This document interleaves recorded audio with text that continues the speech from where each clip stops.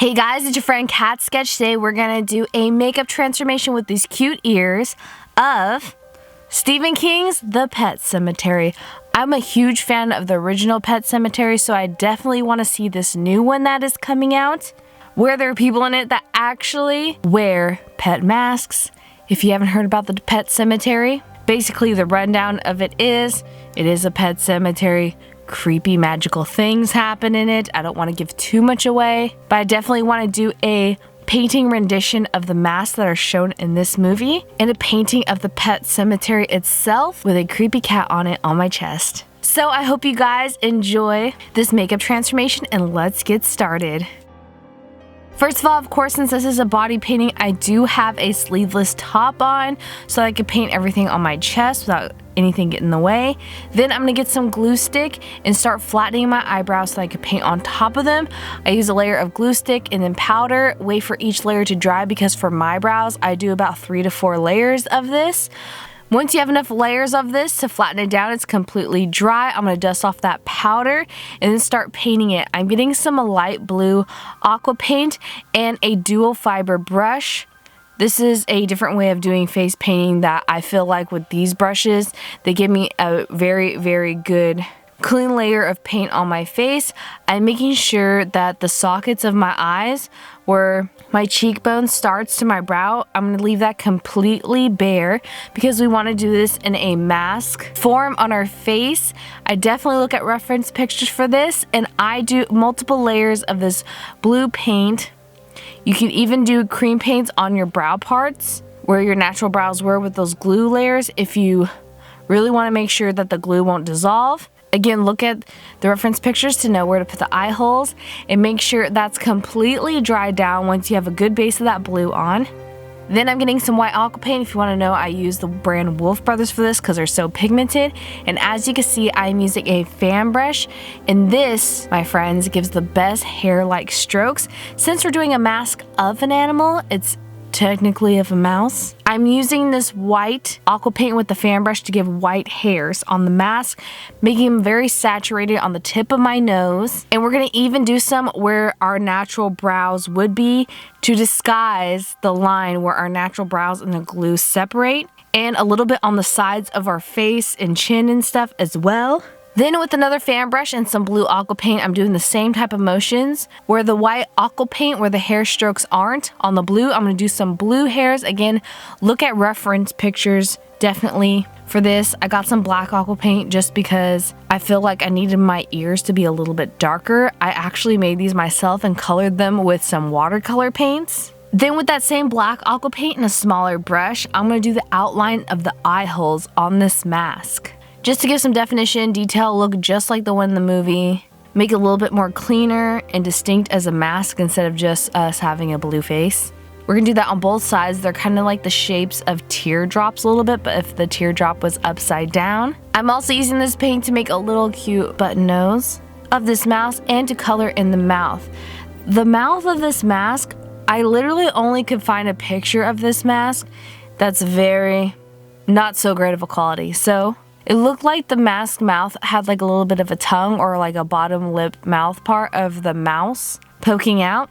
So I'm just painting that over my bottom lip to my chin area. And mice have the little cute upper cheeks with the whiskers. And then I'm getting some black eyeshadow with a pencil brush to shadow in around my eyes because masks, when you have them on over your eyes especially, they're more forward up towards your nose of your face, so they cast a shadow on your eyes when you wear a mask. So that's what we're recreating here.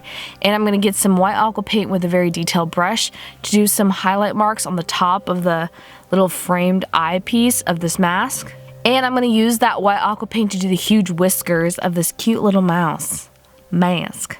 I'm also going to paint in the ears of the mask because for some reason in the pictures in the movie, I can't see their ears really. Maybe it's because they're in a dark forest, so I'm painting the ears black to hide with the background. If you're doing this for a cosplay or something, you don't have to paint the ears. And with that, we're finished with the mask portion of the makeup, but we're going to paint on our chest as well. So I'm getting that blue aqua paint again and doing a very light wash of it all over my chest, my shoulders, but not all the way up my neck. because again, we wanted to make sure it's a distinction between the scenery that we're going to paint on our face and what's on our face as the mask. Got some white aqua paint with a dual fiber brush to do some scenery of light casting through the forest that we're going to paint on our chest. I'm going to paint a forest scene of the silhouettes of the people with the masks in the pet cemetery itself. And the forest has like this blue dusty look at night, I'm guessing. It reminds me of my bird box video. And I'm getting some black aqua paint that I mixed with white to make this gray color with a medium-sized rectangle brush to do the ground and then parts of the trunks of the trees, some crosses to make the cemetery. It's very creepy with the trees of the forest. Then with some pure black aqua paint and a fine detail brush, I'm doing the silhouettes of the creepy people that are wearing masks that are carrying wheelbarrows and probably dead pets to the pet cemetery to transport them. This takes so much time because the amount of patience and detail you need in these silhouettes of the people. It's really hard to do the proportions of this. So take your time. Make sure you have a lot of paint that doesn't run, because if you have the black paint run onto your chest, it could ruin the rest of the painting. Some of these masked characters are going to be carrying shovels, drums, stuff like that, crosses. So really look at reference pictures. Once you're done with the silhouettes, we're going to make sure that's completely dry with a hairdryer, but make sure you don't burn your skin. Then I'm getting my midnight cream paint in like this taupe cream paint to start doing the outline of the pet cemetery, well-known like cross symbol with pet cemetery is going to be written across.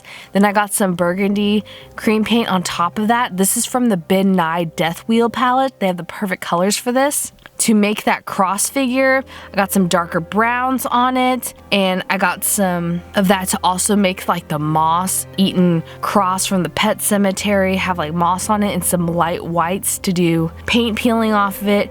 And then we're gonna powder that down with translucent powder, and then we're gonna get our white aqua paint, or if you have white eyeliner, you're gonna write out the words pet cemetery on top of this cross, just like in the movie. Make sure you take your time and have some patience for this.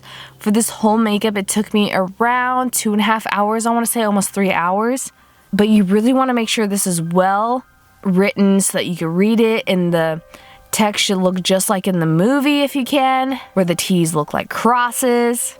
You do some more white paint on top of the cross to highlight certain marks of it, and some black paint to do some shadows on it to make it look more realistic, like a real wooden sign.